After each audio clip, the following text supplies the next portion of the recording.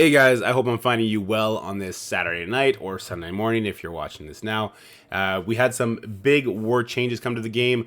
Want to talk about those, what it's actually going to change for people, and just how the war meta is right now. So we're going to talk about all that, and we're going to start talking about the war changes by, of course, talking about the rewards. I don't know why I put this war change title in there. Rewards, that's what everyone cares about.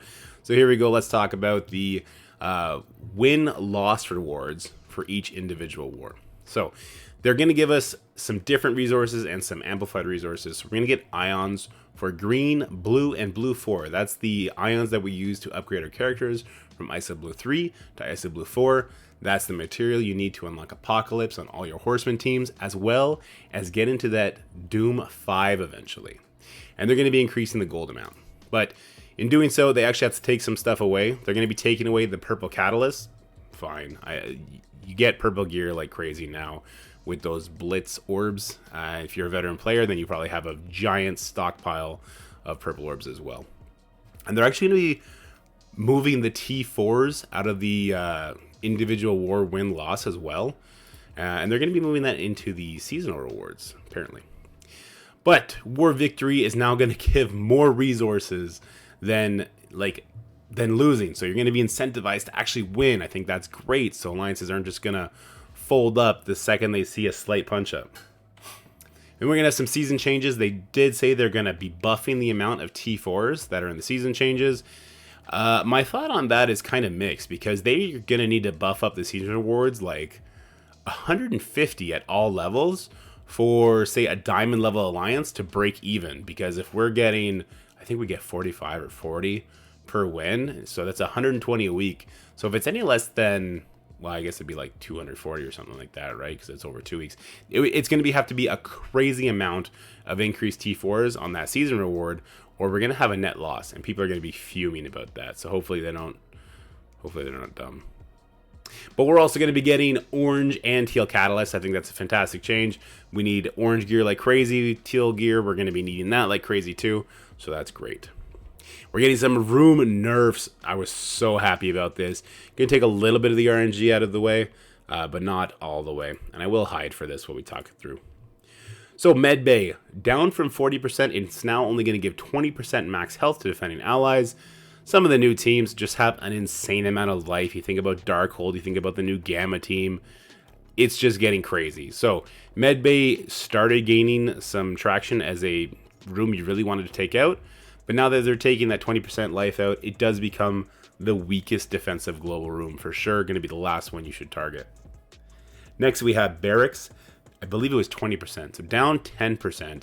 Primary stats to defending allies, and it did retain that 10% bonus to military allies. Again, same kind of reason. The defensive teams we're having in the game are so insane. They really needed this dip because the offensive teams just do not keep up whatsoever. And then Bridge. Bridge had a mechanical issue where if it puts stealth or immunity on certain characters, you simply lost. Think about Darkhold versus Weapon X, Heroes for Hire versus Weapon X with certain stealth characters, against Darkhunters as well, certain stealth character you just couldn't chain with Morbius, well then you lose, right? So they took out the stealth and immunity and they added defense up and offense up. I don't know how to feel about this right now. I'm super happy immunity and stealth are gone, but offense up does make me kind of pause for a minute, because it's going to create some devious new war defensive teams. So people might start throwing Weapon X on there because Omega Red is so fast, and if he's hitting with offense up, it's just going to be absolutely crushing you. Then you're going to have a couple new Chavez teams spawning in where she's speeding up already fast characters who are then going to have offense up and absolutely crush. So there's going to be some new room for theory crafting, nightmare fuel on the bridge. So we're going to see how that plays out. But on the whole, at least, there's not going to be matches where you go in and mechanically you can't even attack who you need to attack. So we'll take that for now. We'll see how it goes. And then we're going to have some offensive character buffs. Super happy about this. They're rounding out some of the teams that had issues, starting with the Darkhunters, and they finally gave Baron Mordo the tag, which is cool. He gains the tag. He's going to gain 60% damage on his basic. Who cares? His special up from 75 to 100% chance to blind the additional enemies. That's great. I believe that's a T4. The ultimate is now going to do a 30% speed bar reduction to blind targets. So this is him now replacing Namor, right? That turn meter rewind is huge, but the targets do need to be blind. And he's going to apply defense up for 2 turns to Dark Hunter allies. This is great if your Dark Hunters don't take out the heroes for hire in time. He's giving them some sustain so they don't just get yeeted off the map by Shang-Chi and Colleen. So that's cool. And he's going to give passive 30% focus to all Dark Hunters. I think that's great as well. Itch my nose. Then we have Elsa Bloodstone. Pretty simple. Her ultimate is now going to clear Deathproof prior to the damage. In the Heroes for Hire matchup, the enemies have so much resistance, though. With those 3 charges, it's like 375 resist or something. I believe she gets 80 total from Ghost Rider and Mordo. I could be wrong on that number. So we'll see if she actually pulls off those Deathproofs before her ultimate hopefully can kill them.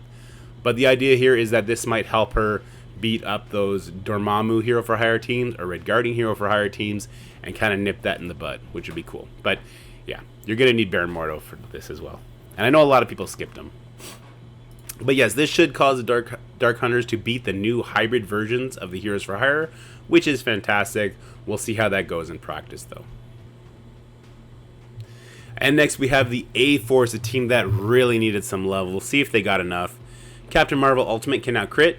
Cool. I don't know if that's going to make her a better Raider or Striker. I still kind of like Striker because this team needs a way to deal with Deathproofs, and the ISO attack bypassing those Deathproofs is always a benefit to me. But here's the more important change for her passive. A-Force allies now gain 25% max health, up from, I believe, 10% max health. And most importantly, they also gain 10% damage. Now, Nico's damage, Jessica Jones' damage, pretty mid, but Spider-Woman does a lot of damage, so that should help her out quite a bit. Or maybe hurt them, we'll see. Speaking of Jessica Jones, I don't know what the heck they were thinking with these next changes. Jessica Jones passive: when an A-Force ally drops below 50% max health, if they have taunt, clear taunt from that ally. No one on their team taunts. The one matchup they're mostly used against, the Young Avengers, yes, Kate puts taunt out, but most normally Kate is adjacent to America Chavez, and then she's putting taunt on you right away because of the Chavez speed up, and then your A-Force is faster. So they're going to take their turns, they're going to clear that taunt off anyway on their own. I think this comes from a lack of understanding of the matchup, to be honest with you. This was not necessary. Yeah, they could have done different things for Jessica Jones to make it work. I don't know, guys. This feels weird. You either win or lose with Doom getting energy, right? We'll see if they fix that. Nico Manura, her special does extra damage now. It's not going to change much. And then her passive: when a negative effect is applied to this or any A-Force ally is applied to, it should just read, applied to any A-Force ally, 75% chance to generate 1 ability energy for Jessica Jones. Again, what the heck? You win or lose the Young Avengers matchup if Doom gets the energy and he gets the ult. If not, and she's now feeding Jessica Jones energy so she can use her special again and give more energy. That's cool and everything, but that does nothing for this matchup. Because Doom is either going to get the energy right away and ult and you're good, or Doom's going to hopefully live to his second turn, get the ultimate, hopefully if the team is still alive, and then you're good. So this extra energy Jessica Jones, I don't know what matchup they think we're using our A-Force on. There's no long sustained match with A-Force. So this, to me, I just don't get it. I don't get it at all. Maybe they have something coming down the pipe. I'm not sure. And I'll shrink down a little bit more here for a second, just so that we can all be sad together. When the accidental changes went live earlier this week, Nico Manura was giving speed up to every single member on her team, not just A-Force, and that made the A-Force a great team. I was theory crafting ideas that you can use them to actually beat some Darkhold teams with certain 5th characters. But they decided not to include that in the live version, and that made me very sad. So, A-Force still sucks. We'll see how it goes live, I guess. And I am actually worried that this might make the A-Force versus Young Avengers matchup worse. So by nerfing the Young Avengers through the rooms and by buffing, say, Spider-Woman's damage, and because of the way Nico's ultimate is sometimes a little wonky, right? Like sometimes a single character is going to take up 2 of those requirements for her ultimate's debuffs. So say Squirrel Girl has 7 red stars, she might be the highest damage and the highest health. And maybe you'll target Kate, but now you only have 2 targets that got debuffed by Nico. So that's a problem, right? And then you go in with Spider-Woman, but because she has extra damage and the enemy has less tanky stats, you push them a little bit too much. Well, now they all have Deathproof, now they all have Deflex, now they all have Defense Up. I think that could be an issue. And I don't want to say it's the end of the world, because it's just not. You're either going to win or lose on the Doom Ultimate. But it just doesn't feel great. So I do expect a 5th A-Force member to come soon, and I kind of expect it to have speed up on spawn, the way Nico is giving it. And if I had to guess, it would be Monica Rambeau. Unfortunately, doesn't really fit this portrait here that people were hoping it would be. This does really look like a Madam Web that Tana was talking about. Now, I'm guessing we're going to get a Spider Crucible team. Cool. Whatever, right? But yeah, I think it'll be Monica Rambeau eventually. And finally, we have Namor. Namor is basically my favorite plug-and-play character.